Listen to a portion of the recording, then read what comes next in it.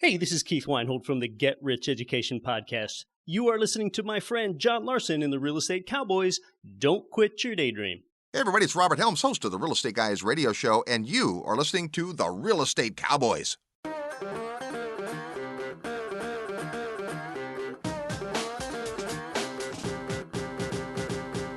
Have you thought about becoming financially free through real estate investing, but don't have the time or knowledge to get started? Welcome to the Real Estate Cowboys podcast. Each week, we discuss passive income investment opportunities in the red-hot Texas market. John Larson and the Real Estate Cowboys will show you how to leverage their team to build wealth in real estate through passive investment opportunities. And now, here's John. And here we are back again with another edition of the Real Estate Cowboys podcast. This is your host, John Larson. If you've been following us and you've been following the show, you know that we have been, transitioning into more of a private money lending program here at American Real Estate Investments and the Real Estate Cowboys. Our investors have really enjoyed this program. It's a lot more passive. Basically, you just take the role of the bank. You give us some money to take down a multifamily project, a commercial project out here in the DFW area, or, we've been involved in the CBD industry where we've raised funds for CBD extraction equipment. We're also raising funds for our farm down in Belize where we are currently growing hemp. And so we've done quite a few different projects through our private money lending program. And these returns to our investors have been as high as 15% annual. That's actually the current deal that we have going right now is 15% on your money annually for a term of 1 year. Most of our terms are below 2 years, typically anywhere from a year to 18 months. We've done a 6-month term. So it's a way to earn double-digit returns on your money, fixed returns. There's no variables really. It's just it's a fixed dividend that gets paid to you each month, just like you'd pay a bank or taking out a mortgage or any other sort of bank loan. And you have first lien position on the project, just like a bank would as well. So whether that's in the form of a deed of trust for real estate or a UCC1 for a business or equipment, you hold first lien on that business or equipment or on that actual real estate property, land, building, whatever it may be. So really, really exciting program that a lot of our investors have been very interested in. And we've raised quite a bit of money since basically when we started this program early last year. It's taken off, been very, very successful. And I believe our investors have been pretty pleased with it. So in this episode, I wanted to talk about 5 questions to ask your private money lending sponsor. So many of our listeners may be new to the idea of private money lending. Maybe you have gotten involved in real estate by flipping houses or investing in a REIT, investing in turnkey rentals, whatever it may be. You may have kind of got some bumps and bruises along the way with flipping houses or dealing with rentals. But with private money lending, it's really designed to be very effortless and very easy and very passive for the investor. And we also try to minimize risk by providing the investor with first lien position. I've been offered a lot of opportunities to where investors come in behind a bank loan and take second lien. I'm not really a big fan of that because I do want to minimize my investors' risk as much as I can. So that's why we really look for projects that are small enough, not too large, to where the investors can come in and fund the whole deal and not have to take a back seat to anyone else, especially a financial institution, a bank, whatever it may be. So private money lending in the real estate industry is definitely a reliable way to get double-digit returns on your investment dollars. I think the lowest return we've provided our investors in the form of an interest payment is 10.5%. We've done some at 12, and we're currently doing one at 15. It far surpasses most other forms of investment, including CDs, stocks, bonds. And it's also, one of the most passive investments there is available. It's a really, really good investment opportunity, especially if you're loaning out of an IRA or a 401k. You can self-direct those accounts, self-direct some of that money, and you can lend that money out, and then your dividends are paid back to your retirement account, tax-free or tax-deferred, depending on the retirement account that you have. If it's a Roth, self-directed Roth, then there is no taxes. If it's a regular retirement account, right, IRA, self-directed 401k, or a solo 401k as it's called, then you would defer those taxes, right? When you become a private money lender, you're essentially, like I said, just acting as the bank. You supply the money, and the private money lending sponsor, which could be us or there's many other groups out there, acts as a middleman and lends the money to the borrower, right? In our case, in most circumstances, we are the borrower as well. You might want to establish that, what's the relationship? Are you just the sponsor? Who's the borrower? Are you actually the borrower? And all that will be lined out in the private placement memorandum or any marketing documents that you're getting. Talking about the deal, it should explain who the borrower is, who the sponsor is, so on and so forth. The track record.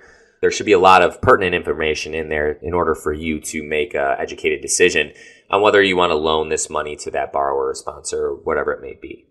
Office buildings are 50, 60% occupied, and the suites need some renovation. And, there's value add in terms of making the building nicer, right? Maybe the building's outdated. It just needs some new paint, carpet, tile, whatever it may be to make the building more attractive to prospective tenants. And then in turn, you can also raise the rent of the current tenants by making, obviously, the common areas nicer, the exterior of the building nicer, and then eventually maybe giving them some tenant improvement money to play with as well. So when it comes time to renegotiate the lease, we could go in and kind of renovate their suite and bring up the value of the rent also, the price per foot.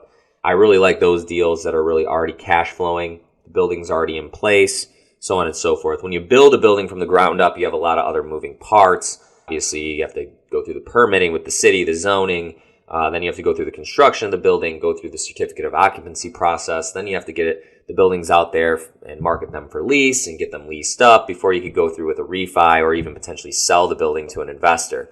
So there's just a few more moving parts with that. It's not that I don't like that model, but I prefer buying buildings that are already cash flowing, already have tenants in place. And there's just room, like I said, to bring up rents, convert them to triple net from gross leases. I said spruce up the building to where then you can justify increasing rent on the current tenants. And then also those vacant units that are in that building, you can easily get in and renovate those right away and put them on the market for a new tenant at a higher cost. Okay, that's really my bread and butter model, I would say.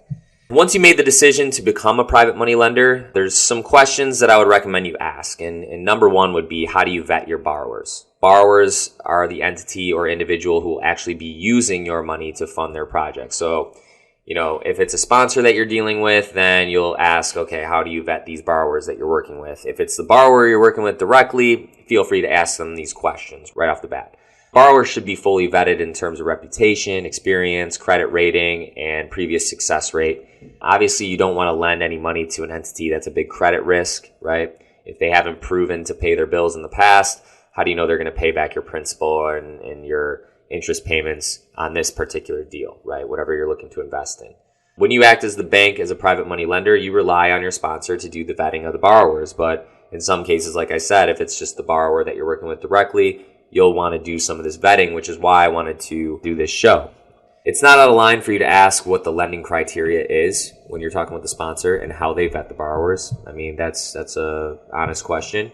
From there, I would want to ask, how long have you been in private money lending? And it's not to say that a borrower or a sponsor, if they're just getting into it, is a bad borrower or sponsor, but it's good to know, hey, do you have a proven track record, right? With us and our investors, we had a proven track record for years by providing turnkey rentals and things like that. We started getting into commercial. We had built a reputation with our lenders in the form of other investment opportunities, which made it I wouldn't say easier, but we built some rapport with these investors to where they felt more comfortable loaning money and trying out the private money lending program. And like I said, I think thus far it's been pretty successful. And the projects that we've been working on have been pretty successful as well. Many of them are ahead of schedule. Some of them are right on schedule. It's exciting stuff. And so you want to work with a private money lending sponsor that has experience in that space. I would say just starting off, maybe. Once you start to get your feet wet in the private money lending space, then maybe you might want to take a chance on somebody just getting started out that really has a good deal. I would really look at the deal as well. It's very important. If the deal is very credible, person that's the sponsor or the borrower is kind of new to this, but they have a really attractive deal. As long as you have first lien position, real estate's never going to go to zero, so you're kind of hedging your bet there with first lien. That might make you decide to kind of roll the dice a little bit with maybe a new borrower or a new sponsor. Being the bank as a private money lender on your end is very easy and straightforward, but there are many complex transactions that take place on the back end. You definitely want to work with a private money lending sponsor that knows exactly what they're doing. Basically, broach that by asking how long they've been doing private money lending, right? A lot of times it just comes down to experience. Another question I would ask is if they have any previous clients that they can speak to in terms of recommendation or a referral or something like that. Just someone that they've worked with before that's done private lending with that sponsor or borrower, it might be good to get them on the phone as a reference, right? If you're interested in becoming a private money lender, you most likely value your privacy though, right?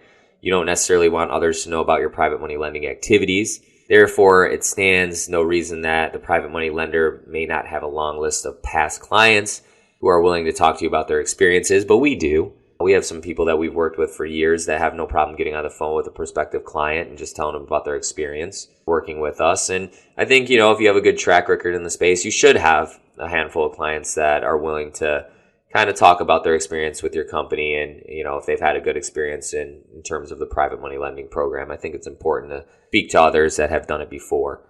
However, it is reasonable to be given the name and contact information for a business that a sponsor has worked with, right? Businesses, other B2B relationships shouldn't have any problem getting on the phone with a prospective client. It could be a financial institution, one of the past borrowers, or someone else that the sponsor works with in the private lending space. That person can tell you whether or not the sponsor follows through on their promises and what they're like to work with, right? Are they responsive? Have you been getting your payments on time? Things of that nature. Are they professional to work with? Have they been providing you with updates on the project? Have their projects hit any snags? Have they been running pretty smoothly?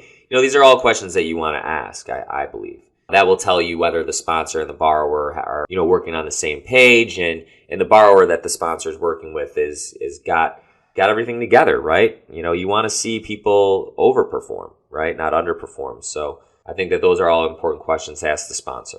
Number 4 would be, can I roll my money over into new opportunities? So there's many people I know, some of my family members included, who have found a private money lending sponsor that they work with, and they invest their money out of their IRA or 401k. They self-direct and then do that.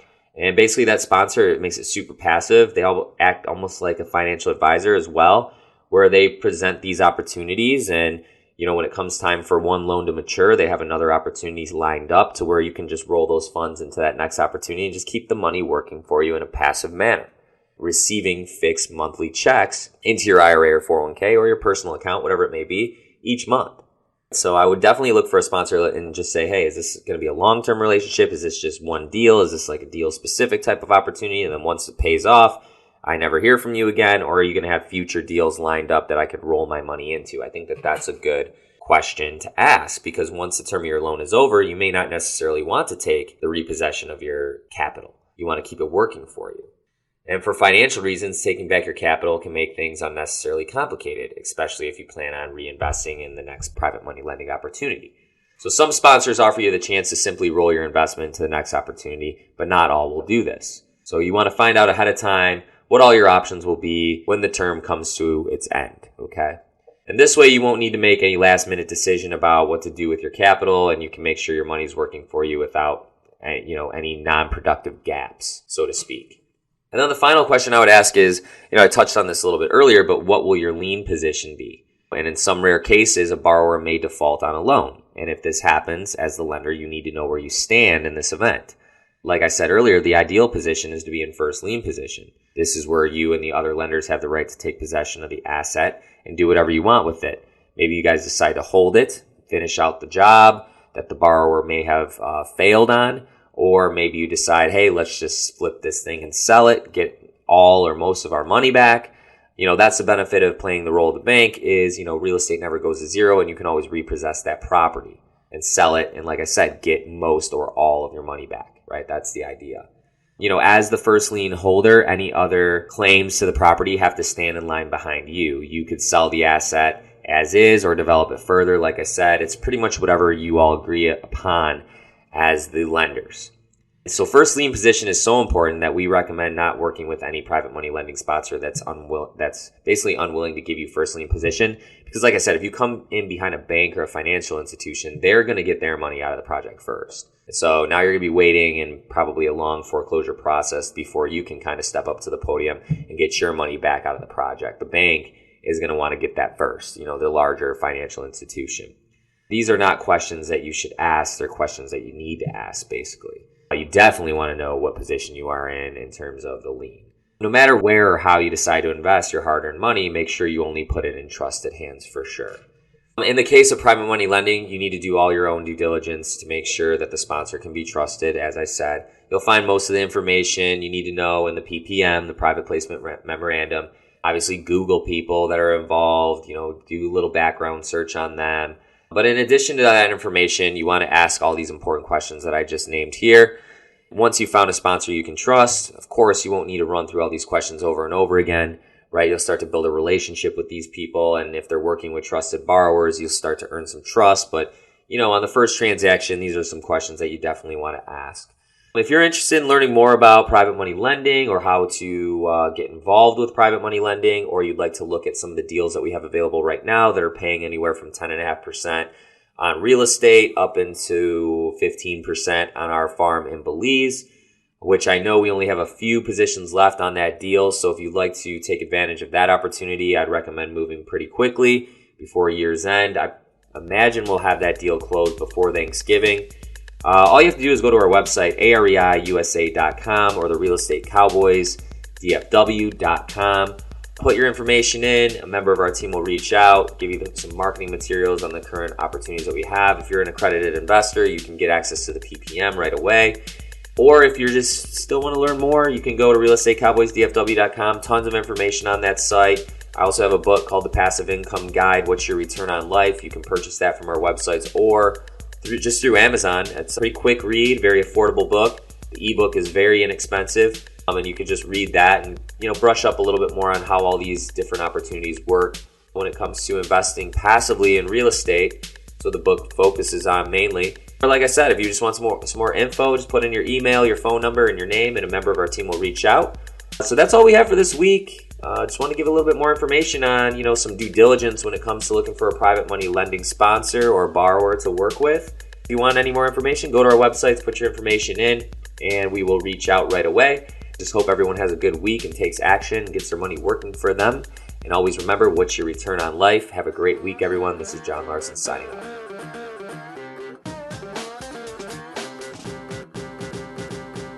All opinions expressed by the hosts of the show are the opinions of American Real Estate Investments, LLC, and do not reflect the opinions of guests or sponsors. No personal or professional advice heard on this program should be considered an endorsement to follow a real estate financing or investment strategy. Before acting on any information, seek advice from your financial, tax, mortgage, or real estate advisor, as the information is not guaranteed and investment strategies have the potential for profit or loss.